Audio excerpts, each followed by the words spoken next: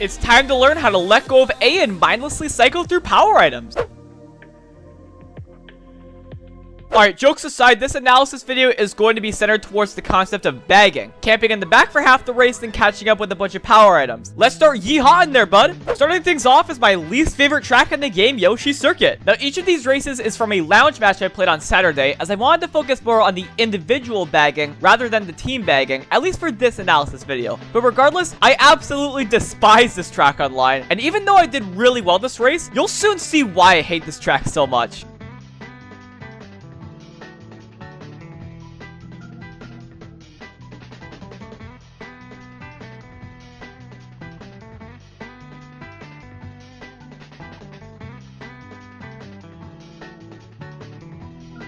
Alright, this was an amazing pull for me. I was able to get an item like this because even though I wasn't in the very back in terms of my placement, you can see the distance between first place and I is massive. I chained my items into the last set as first place was going around the turn on the following lap. Now, obviously, this is one of the best chains I could have gotten. In fact, given my future decision making, this probably is the best chain I could have gotten. But it's also really important to consider the risks of bagging as well. You don't want to commit too much to bagging to the point where if you pull, say, a blue shell, it won't screw you over too badly. I don't know the exact placement or distance from first place I need to be at to pull a blue, but given my experience, I think I had a lesser chance of pulling it here. I could be completely wrong, but the point is, just be aware that pulling a blue shell while bagging is a possibility. And the overall point is that even though I'm really far away from first place, I'm not too far back in the placements. So regardless of the items I pulled at this set, I would have been in a great situation either way.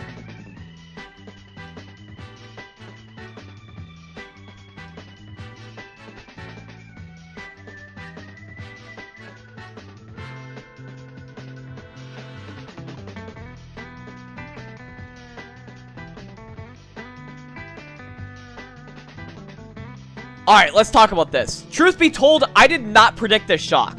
Well, I sort of did. I guess you could say I wanted to make the most out of my bullet bill in the event that a shot came on lap 2. I also used my bill here because the gap between the top 6 and the bottom 6 was massive. And considering I had a golden after, and the fact that even if a shock didn't come, I'd likely still be in a middle spot, this was absolutely the right call. Now, in the past, I would usually hold my bill until lap 3 and take the bill cut and catch up at the very end. But this track is super unpredictable, and I didn't want to risk ruining my race for a chance to get the easiest first place in my life, which is ironic given that I dodged the shock on lap 2 with a golden afterwards. But yeah, putting it all together, using my bill at this point was the right call for sure.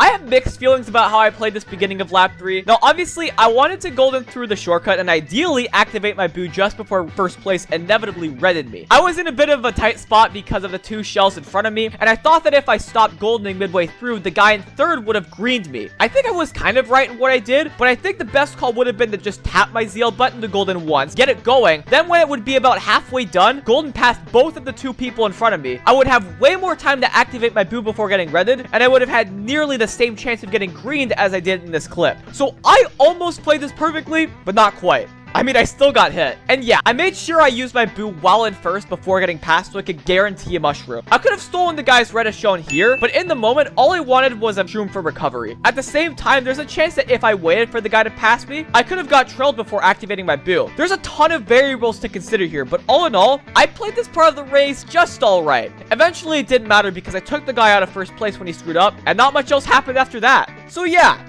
a pretty weird race overall, but definitely a more not ridiculous race for a track like Yoshi Circuit. I still nailed first, so yeehaw, bud.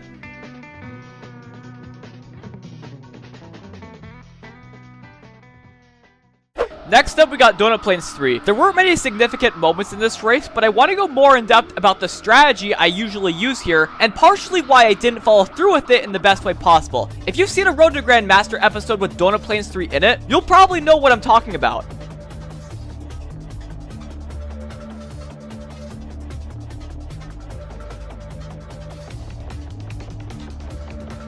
Alright, I know I went for a single box here, but the reason I did so was because of the distance between myself and the front runner. The strategy I always use on this track is keeping myself far in the back to begin the race and continuously chaining my stars. I do this because I want to give myself the best chance possible of dodging shock if it happens. The usual shock spot is first set lap 3, but it's not uncommon for people to use it before then or even after. But yeah, staying in the very back until about the first set lap 2 and continuously chaining stars is what I like to do in a lounge setting.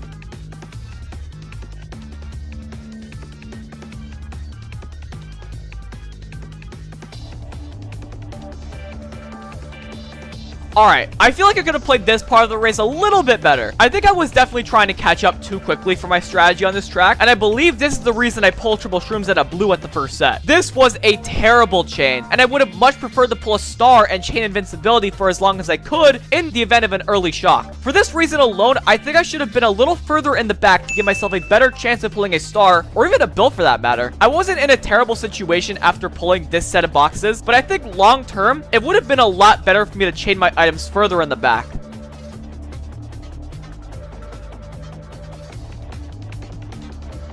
On the contrary, this was the best item set I could have pulled here. I knew immediately from the get-go I wanted to chain my star at the first set lap 3, so I used my golden right away. And I think from this point forward, I didn't necessarily make any poor decisions. It was just that my result was reflective of my first set lap 2 pull. But yeah, not much else to talk about here. I wanted to use my golden right away to get my star out, ready to chain into the first set, and that's about it. Beyond here, a few small things took place, like me having used my star early in fear of getting hit with someone in a star really close to me, to getting a terrible chain at the next set, to getting a solo chain at the last set, but with no real way to capitalize on it. I still believe this is all a result of reaching the first set on lap 2 a little too early. I still managed to get 8th, which really wasn't that bad given the circumstances, but yeah, bagging can't always go your way, and even the smallest mistakes can screw you over.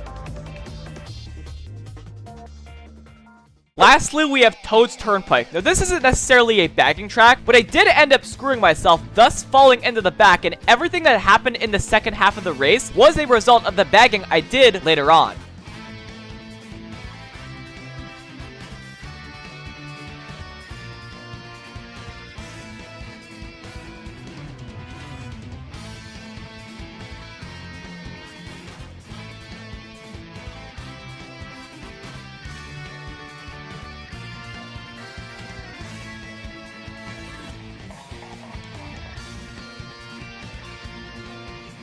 Alright, it doesn't take a genius to see that the reason why I'm this far in the back now is because I was just being an idiot. I had the right intentions because I wanted to drive straight in order to back the fire and break the red coming for me easily, but I didn't take into account the truck that I ran into. Now, even if this did set me up to fall to the back and start cycling through power items, you've got to consider this in other scenarios. What if I made this mistake in second place and a blue was coming for first? In that case, I would have had a really good chance of getting first this race, but nope, I ran right into the truck like it was my job. Getting greed on the anti-gravity section was just funny in all honesty, but it definitely set me up this race since there's a double box on this side of the track.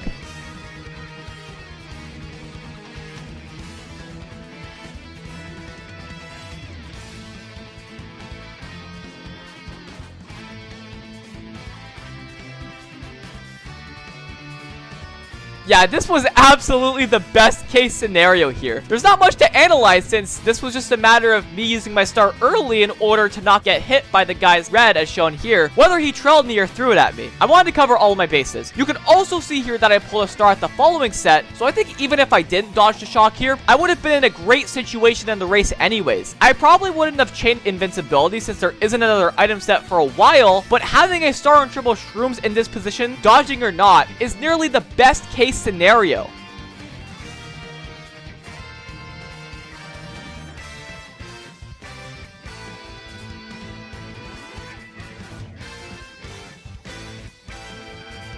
Alright, point blank period, this was a terrible play on my end. I had such a good setup at this point. I had a star and triple shrooms in third. I know for a fact that the best play here would have been to wait until the last turn, use the endgame invincibility with the star, and easily shroom past top 2 with no way of getting punished. I guess the only thing that maybe could have gone wrong is getting backspin by the guy in second, but look how much space there is here. There is absolutely no way I'm taking the exact same line as this guy with how much room I had. This was an opportunity to get the easiest win of my life, and I completely blew it. Now, I still placed really well, don't get me wrong, and I very likely could have gotten first even with this misplay, but second place got double reds. Don't you dare call this unlucky! This was 100% my fault, and that's that. And, you know, I may be hard on myself right now, but remember, accountability is the first step towards improvement, not only in this game, but in life. And there you have it. I hope you learned a bit more about bagging from this video. To be honest, this was a much harder analysis video to make because I usually talk about the most out of ordinary things that happen in a race. So talking about something normal is a transition and a half. But yeah, if you liked what you saw, I'd really appreciate it if you'd like the video and subscribe if you haven't already. I'd also like to take this opportunity to thank you guys for 200 subscribers as well. I know it's not much, but the growth over the last month has been insane to me. And I love how much you guys are enjoying these rapid uploads. But with that being said, thank you so much for watching. Have yourselves a fantastic day and keep on giving her, bud.